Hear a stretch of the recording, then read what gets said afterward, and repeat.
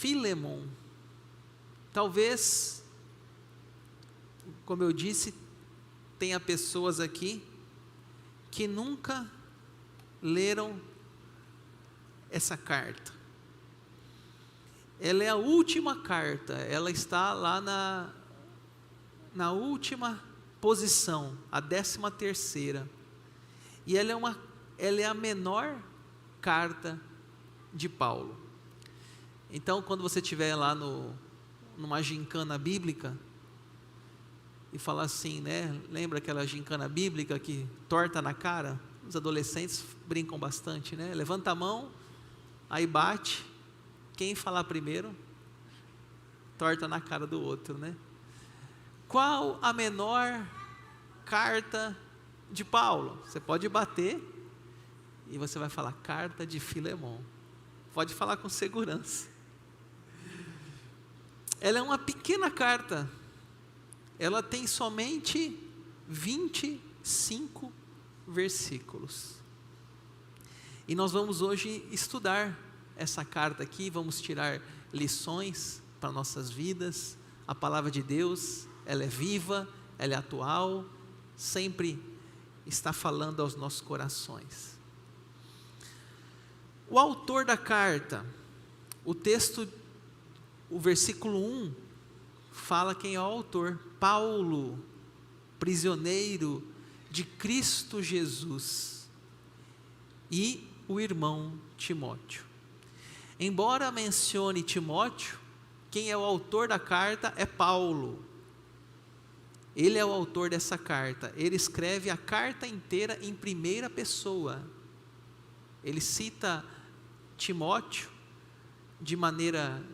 considerando que Timóteo está com ele, está presente naquele momento, mas Paulo é o escritor da carta. E quem que é o destinatário? O versículo continua: e ao amado Filemon. Então a carta é escrita ao Filemon, por isso que leva o nome dele, Filemon, também nosso colaborador, e a irmã Áfia, Arquipo, nosso companheiro de lutas, e a igreja que está em tua casa. Então essa carta está sendo destinada a Filemon, também a sua esposa, a Áfia, e ao seu filho, Arquipo, e a igreja que está na sua casa. É bom lembrar que nessa época o templo não era dos cristãos, o templo era dos judeus. Os cristãos não tinham acesso ao templo. Os cristãos ainda estavam sendo perseguidos. Era considerado, entre aspas, uma seita. Então, até no livro de Atos, fala que eram os do caminho. Eles eram perseguidos. Jesus foi crucificado. O cristianismo estava nascendo, não era bem-vindo, nem bem visto. E aí, eles se reuniam nas casas, né? Por isso que nós também trabalhamos aqui na igreja com as células, porque as células é a igreja no templo e nas casas, é uma volta à Bíblia, a célula, a igreja que está em tua casa. Como é bom a gente abrir a nossa casa para a igreja reunir na célula. Também a gente pode destacar o versículo 1, Paulo, prisioneiro de Cristo Jesus. Ele está preso, ele está em Roma, numa prisão em Roma. E podemos também destacar que Paulo escreveu 4 cartas na prisão. De 13 cartas de Paulo, 4 delas foram escritas quando ele estava na prisão. Ele diz, Paulo, prisioneiro de Cristo Jesus. Quando a gente vê as cartas da prisão, você não vê Paulo reclamando, você não vê Paulo murmurando, Ao contrário, Filipenses é chamada a carta da alegria, onde Paulo várias vezes nessa carta ele fala: alegrem-se, alegrai-vos. E tem um versículo fantástico em Filipenses que diz assim: tudo posso naquele que me fortalece. Então, quando Paulo está num momento difícil, quando Paulo está preso, ele não murmura, ele não reclama, ele diz: tudo posso naquele que me fortalece. E você vai ver nessa carta de Filemão, não tem reclamação, não tem murmuração, e ele não está prisioneiro, porque ele cometeu um crime. Ele fala: prisioneiro de Cristo Jesus. Ele sabe que ele está preso pela sua fé.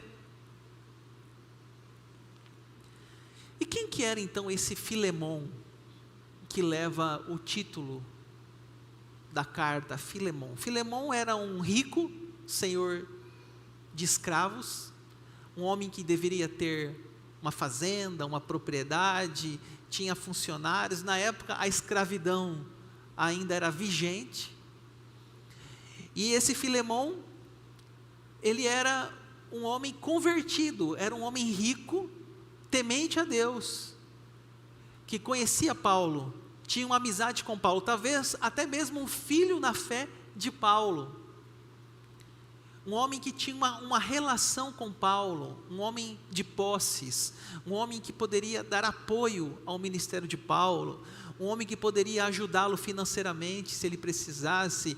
Era um homem que tinha o temor a Deus, apesar dos seus bens, das suas riquezas, das suas fazendas, posses, funcionários. Ele era um homem temente ao Senhor.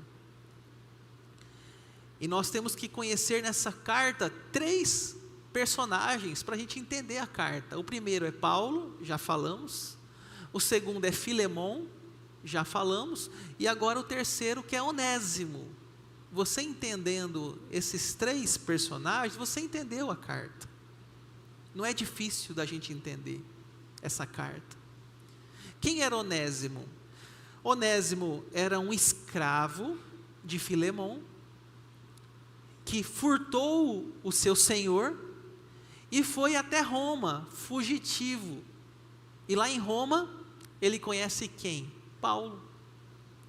Ele chega na prisão, possivelmente.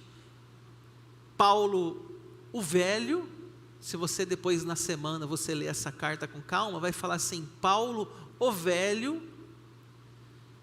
Paulo conheceu na prisão esse homem chamado Onésimo, e conversa vai, conversa vem. Da onde você é, Onésimo?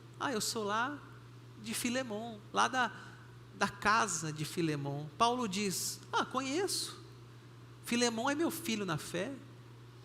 E você está fazendo o que aqui, Onésimo, em Roma? Pois é, Paulo, aqui eu furtei, roubei, fugi.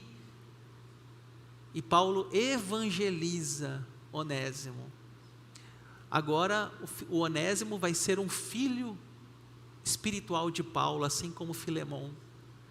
Onésimo vai ter um encontro com Cristo, e Filipenses 1:10 fala isso: sim, solicito-te em favor de meu filho Onésimo, que gerei entre algemas. O que é gerar? Não é uma gravidez, é uma adoção da fé.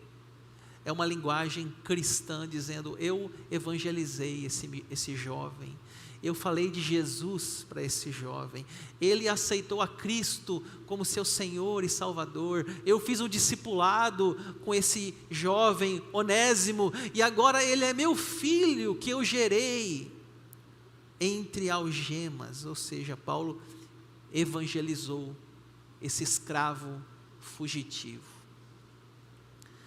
A vida de Onésimo pode ser dividida em 5 partes. A primeira, na casa de Filemão, na época que ele ainda era um escravo, a sua desonestidade, que ele furtou seu patrão. Em Roma, uma grande cidade. Interessante também dizer que Roma era a maior cidade da época, era a cidade da perdição, prostituição, boemia, uma vida fácil, roubos, assassinatos, ali tinha de tudo. Quanto mais gente, mais problemas, mais libertinagem. A pregação de Paulo, ali então agora ele é um ouvinte e um convertido a Cristo. Na prisão ele se torna um ajudante de Paulo. E agora, quando ele volta depois, último lugar, na casa do seu senhor novamente, ou seja, na casa do Filemon. A Bíblia não vai relatar essa parte, mas a ideia é que ele voltou depois. É o retorno e a reconciliação de Onésimo com Filemon. Então, pessoal, qual que é o propósito dessa carta? Verso 11. Ele, no caso o Onésimo, o escravo, antes te foi inútil, atualmente, porém, é útil a ti e a mim. Então, o propósito dessa carta é Paulo pedindo para Filemon dar uma nova chance a Filemon, a Onésimo. Dar uma nova chance, dar um recomeço ao seu escravo fugitivo. Interessante que ele era inútil. Por que inútil? Porque ele roubou o seu patrão, ele fugiu, era inútil. Mas agora ele é convertido, ele é uma nova criatura, agora ele é útil a ti e a mim, diz Paulo. Lições práticas dessa carta. A primeira lição prática é o poder do Evangelho. Gente, o Evangelho é tão poderoso que ele faz milagre na vida de pessoas. Talvez você já ouviu um testemunho de conversão, como é bonito. Ouvir um testemunho de conversão, ouvir alguém relatando como era antes de Cristo, como foi o seu encontro com Cristo, como é a sua vida hoje, o que mudou. Eu já ouvi muitos testemunhos, mas um dos testemunhos assim, mais marcante que eu lembro agora é aquele do Rodolfo Abrantes, que era cantor de uma banda chamada Raimundos, onde ele falava palavrão, xingava nas músicas, letras cheias de palavras de baixo calão. E um dia aquele jovem viciado em droga, ele tem um encontro com Cristo, e ali a vida dele muda. Ele já não tem vontade mais de cantar aquelas letras, ele já não sente-se bem mais naquele show. Quem conheceu essa banda, um dia ele vai chegar para os seus amigos de banda e falar: para mim não dá mais, eu não quero mais estar no palco, eu não quero mais estar cantando. E gente, cachê altíssimo, dinheiro não era problema. A banda diz: como assim, Rodolfo, você vai parar de cantar? Eu me converti, eu tive encontro com Cristo, eu não quero mais essa vida, não me sinto bem mais nesse ambiente. É o poder do Evangelho. Poderíamos falar aqui de tantas histórias, de tantas pessoas. Talvez você que está aqui hoje teve um encontro com Cristo, às vezes num culto, às vezes em casa, numa célula, às vezes ouvindo um programa de televisão, uma rádio, e você sentiu aquela voz de Cristo no seu coração. E assim também aconteceu com Onésimo. Ele teve o encontro com Paulo. Imagine, gente, na prisão Paulo o evangelizou. Na prisão Paulo falou de Cristo para ele, e aquele jovem teve a sua vida mudada, transformada. O poder do Evangelho. Segundo lugar, a igualdade do Evangelho, ou seja, nós temos um rico senhor de escravos que é crente, e nós temos agora um escravo que é crente. O Evangelho não está em classe A, classe B ou classe C, ele está em todos os lugares. O Evangelho não pertence a um grupo específico, não, porque o Evangelho é dos pobres, não. Ah, não, porque o Evangelho é dos ricos também, não. Você vai num condomínio fechado, lá tem gente crente, lá tem empresários tementes ao Senhor. Você vai na favela, nas casas mais simples, também tem uma mulher de oração, com um coquezinho lá, orando pela sua família. O Evangelho não está preso à classe social. Todos são alcançados pelo Evangelho. A providência do Evangelho. Quem diria que um homem em Roma, fugindo do seu Senhor, encontraria na prisão Paulo? Talvez você também, em um momento tão inesperado, às vezes no momento de desespero, coloca na rádio, a rádio começa a cantar uma música e você, com lágrimas nos seus olhos, sente o Espírito Santo tocando seu coração. É a providência, não há lugar, Deus não está só num templo, Deus está dentro de uma cadeia, Deus está em todos os lugares onde o seu nome é invocado. Paulo gerou Onésimo em cadeias. Há pessoas pregando a palavra de Deus nas penitenciárias hoje, há pessoas pregando, levando Bíblia para os presos, há pessoas que estão sendo alcançadas e transformadas numa prisão. A Bíblia não diz isso de Onésimo, que ele foi gerado em algemas.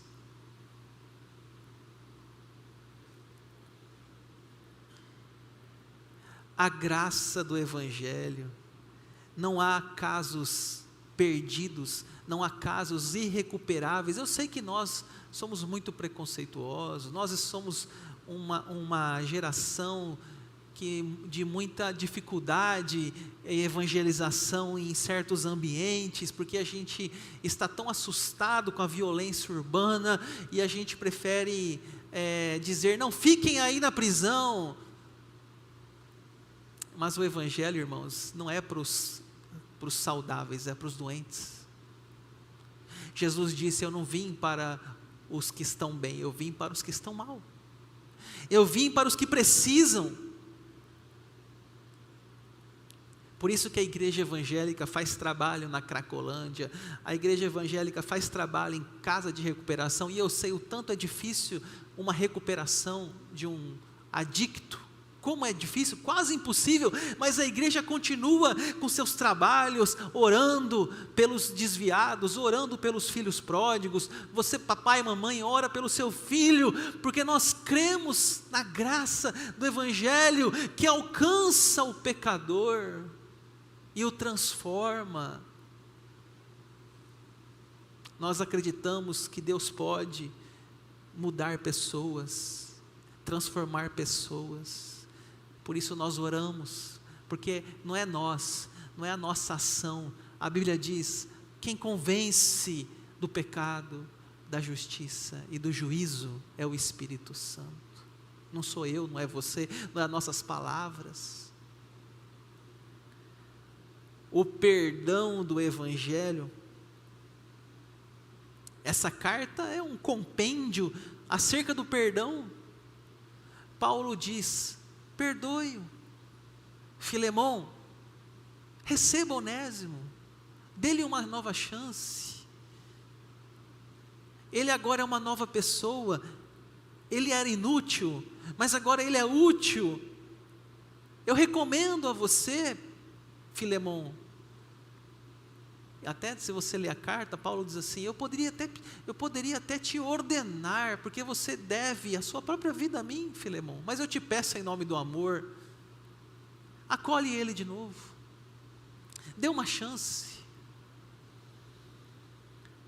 E quando a gente fala do perdão, a gente sabe que é um assunto tão delicado, porque nós todo dia lidamos com pessoas, é família, é trabalho, é amigos, é igreja, e onde há pessoas, às vezes há desentendimento, há discórdia, há inveja, há fofoca, e aquilo tudo vai se misturando com a nossa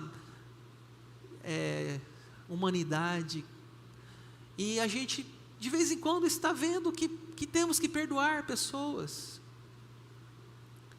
e a gente não perdoa, gente, porque aí a pessoa mereça perdão, a gente perdoa porque a Bíblia nos ensina a perdoar, porque quem perdoa vive melhor, tem saúde. Quem guarda mágoa, quem guarda rancor, quem guarda ódio, sofre.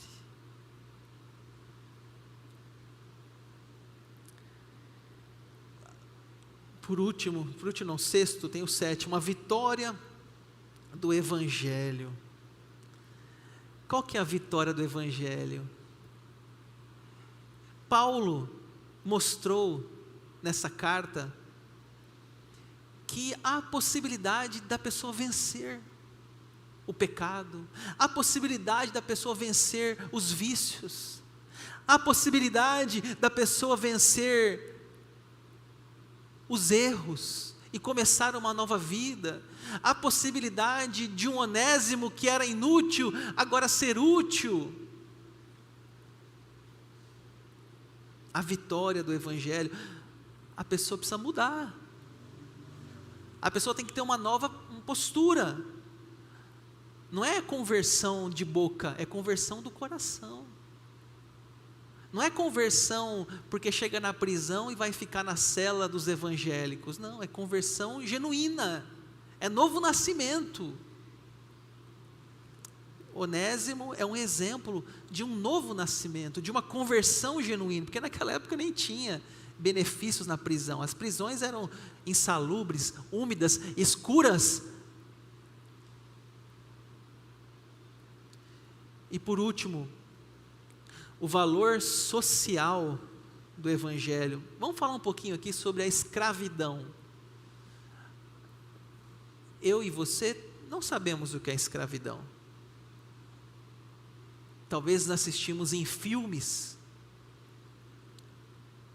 A escravidão é um período muito triste da humanidade, onde chegavam os navios com os escravos, caçados como animais, e os compradores de escravos olhavam aquelas pessoas como uma mercadoria, olhavam os dentes, eu vou comprar esse, vou comprar aquele outro, levava para casa amarrados, acorrentados, eram mercadorias de trabalho, eles não podiam casar, eles não tinham nenhum direito de horas de trabalho, CLT, férias, 13º, eram simplesmente propriedades.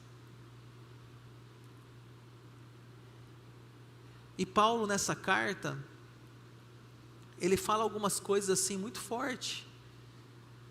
Paulo fala assim: não receba Onésimo como escravo, mas como irmão. Gente, num contexto de escravidão, Paulo fala isso, chamou de Onésimo de irmão, não de escravo. O cristianismo trouxe uma contribuição, porque o cristianismo entende que todos somos filhos de Deus, imagem e semelhança de Deus, não importa se você tem diplomas, dinheiro, status, todos somos iguais. Então, o cristianismo foi uma força para combater a escravidão. Aqueles que realmente tinham temor de Deus, como Paulo, aqueles homens e mulheres que tinham o entendimento do Evangelho, sabiam que você não podia maltratar uma pessoa, que você não podia explorar uma pessoa, porque elas tinham o mesmo Deus e Pai que você. Isso gerava um respeito ao próximo. Amarás o teu próximo como a ti mesmo. Aplicações práticas. Então, como a gente pode trazer, para a gente finalizar, como a gente pode trazer essa carta para nós hoje? A primeira forma, o poder transformador do Evangelho. Se você hoje está aqui e você tem vícios, talvez você é um adicto, talvez você é fumante, você tem um usuário de drogas, cocaína, maconha, outras drogas, e você tem vício, e a igreja é para todos, a igreja é para você também. Não importa quem você é ou quem você foi, importante é que Deus pode redirecionar a sua trajetória, que Deus pode mudar a sua vida como mudou a de Onésimo. Basta você querer. Aquele que está em Cristo é nova criatura. As coisas velhas ficaram para trás. Eis que tudo se faz novo. Quando Paulo escreve as cartas, Paulo fala assim: não herdarão o reino dos céus os que praticam tais coisas. Aí ele fala: bebedice, inveja, idolatria, feitiçaria. Aí ele fala depois: tais fostes alguns de vocês. Ou seja, aquelas pessoas já tinham cometido esses pecados, mas ele está falando do passado. Tais fostes. Há necessário uma mudança, uma transformação, uma novidade de vida, e Cristo pode nos proporcionar essa nova vida. A segunda, a igualdade no Evangelho. O que eu quero dizer aqui? Você tem funcionário, você tem uma diarista? Trate com respeito, trate com educação. Se você tem um cargo de liderança na empresa, trate as pessoas com respeito, porque aquelas pessoas são imagem e semelhança de Deus. O garçom, trate com respeito. Aquelas pessoas que estão abaixo de você financeiramente, trate com respeito, porque quando o dinheiro sobe a cabeça, tem pessoas que esquecem, e elas começam a tratar os outros mal, começam a ter arrogância, orgulho, vaidade. Terceiro, talvez você está passando por um momento na sua vida difícil hoje, mas Deus pode colocar o velho Paulo no seu caminho. Onde que Onésimo encontrou com Paulo? Numa prisão. Às vezes Deus coloca pessoas em nossa vida para nos ajudar, amigos, irmãos, pessoas que podem nos dar um apoio. E que bom que ele conheceu Paulo, não é mesmo? Imagina se ele conhecesse outras pessoas que dariam conselhos ruins para ele. A prática do perdão. Não guarde mágoa, não guarde rancor. Nós perdoamos as pessoas porque nós somos inteligentes, não porque a gente é bonzinho. Nós não somos bonzinhos, nosso coração é mau, é vil, mas nós perdoamos porque nós somos inteligentes, porque guardar mágoa é acumular sofrimento, é rancor, e está comprovado na ciência que isso gera até câncer, gera doenças emocionais que são psicossomáticas, sai da mente e vem para o corpo. Em último lugar, o valor social do Evangelho. Um cristão é um defensor da igualdade, da justiça. Não aceitamos trabalho escravo, não aceitamos abuso humano. Esses dias você vê, eu vi na televisão uma moça trabalhando numa casa. Ela não tinha nem sabonete, ela não tinha nem shampoo. Até hoje existe isso. Pessoas são enganadas até hoje. Vamos lá para os Estados Unidos, sei para onde, lá, aí chega lá, vai ser um escravo, não fala a língua, mora dentro de uma casa, deixa um quartinho, só trabalhar, cozinhar, limpar, e a pessoa às vezes é tão simples, que ela não sabe nem se defender. Um cristão não faz isso. O cristão, ele tem amor pelo próximo, ele pensa assim: gostaria que fizesse isso comigo? Você gostaria que fizesse isso com você? Se você atrasa salário dos seus funcionários, tem gente que atrasa para lucrar em cima daqueles dias, não é porque não tem, é para lucrar, para o dinheiro ficar rendendo. Esse é o ser humano sem Deus. E aí o trabalhador está lá esperando dia 5 para receber, dia 10, e chega dia 15, não entra, dia 20, e o dinheiro está na conta do chefão lá, rendendo alguns reais para ele. Existe isso. Essa é a avareza do coração humano, é a maldade. O cristão é um defensor da justiça.